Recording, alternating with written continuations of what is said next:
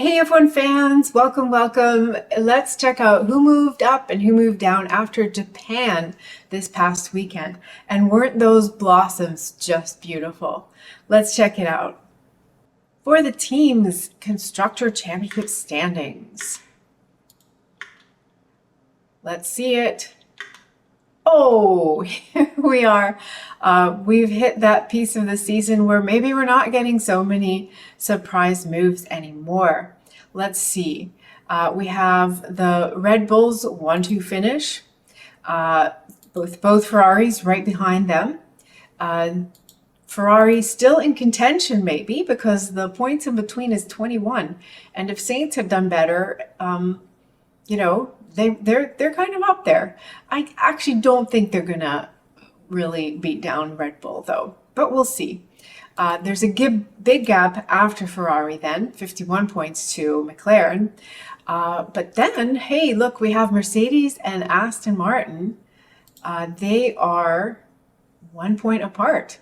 So there could definitely be some swapping here if Lance Stroll finds some footing in his car to do as well as Alonso, because right now it's both Mercedes drivers against Team Alonso.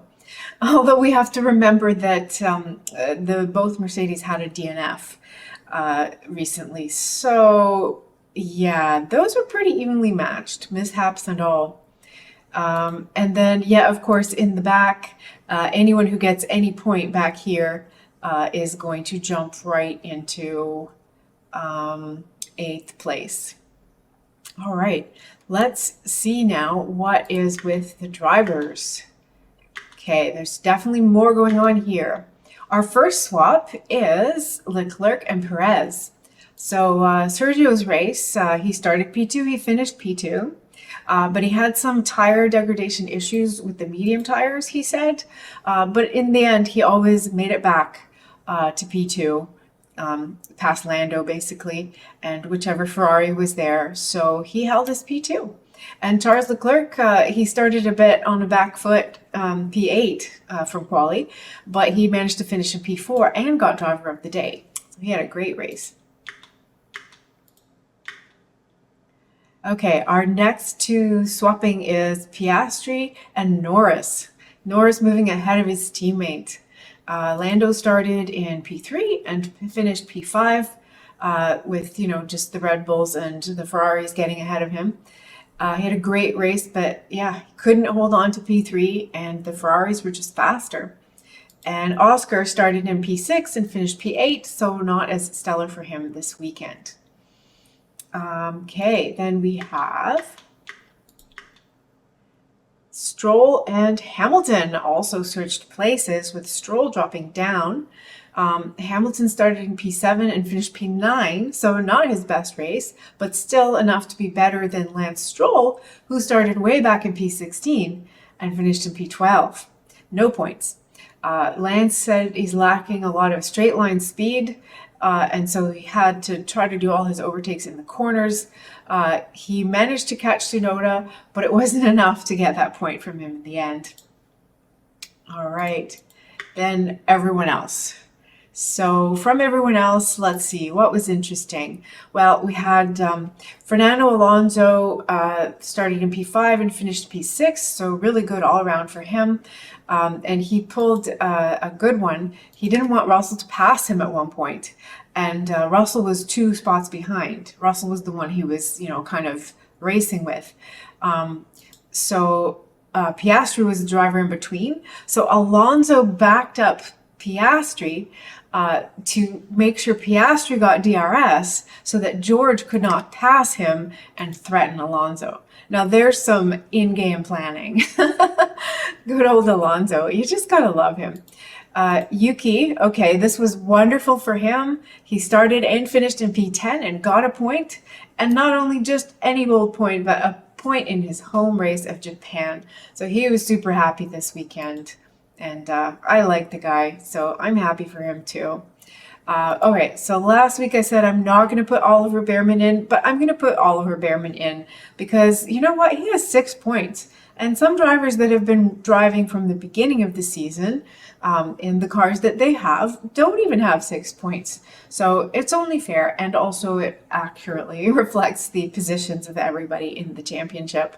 So he's back, he's at 6, the 6 that he got that one race that he raced, and he'll keep those 6 and he'll stay where he is in 12th place until somebody actually beats him. So that would have to be, yeah, the Haas's would have to earn several more points. And that could take some time, actually, because, you know, for them to even get 1 point is a big stretch right now. So, yeah, it'll be interesting to see how long he keeps his P12 there with his 6 points. All right, enough about Oliver.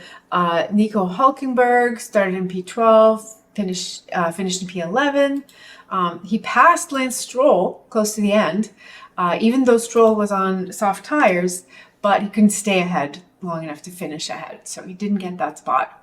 Still, the Haas is, I think, doing really well compared to before. They're the only backfield team with points, so you got to hand it to them.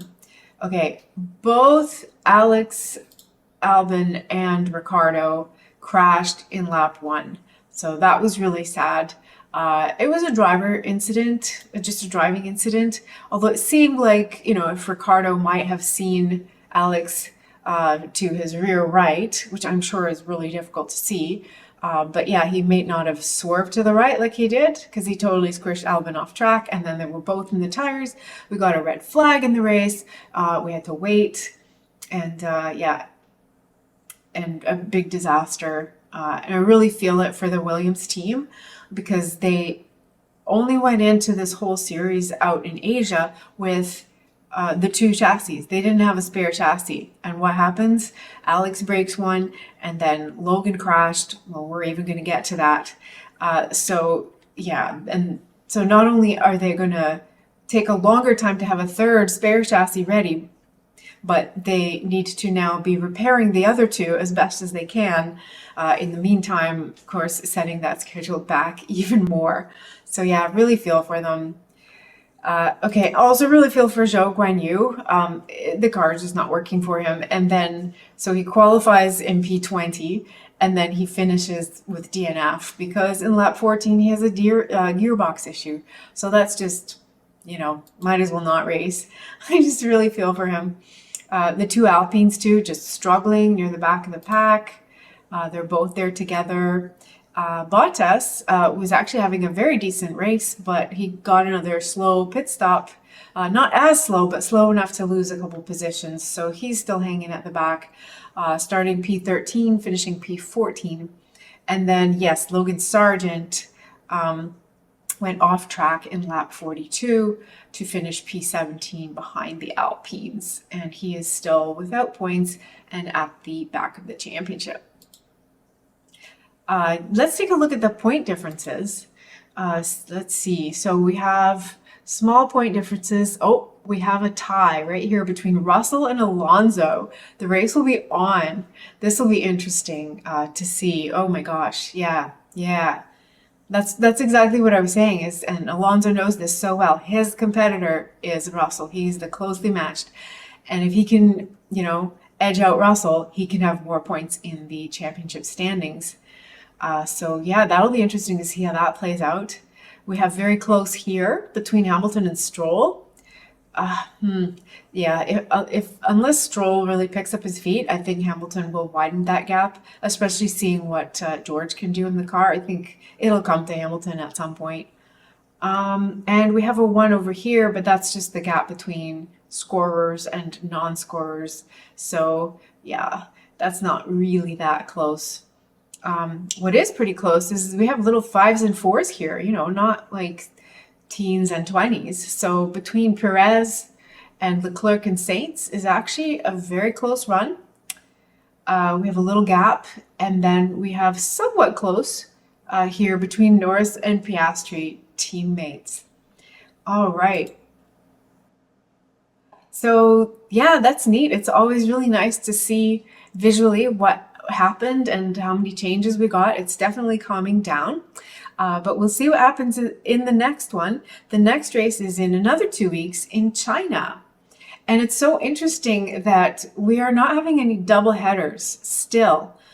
We're going on to 5 races that next race with no double headers in a season where we have 24 races. So it's going to get really, really packed later on in the season. Free up your weekends. Until next time,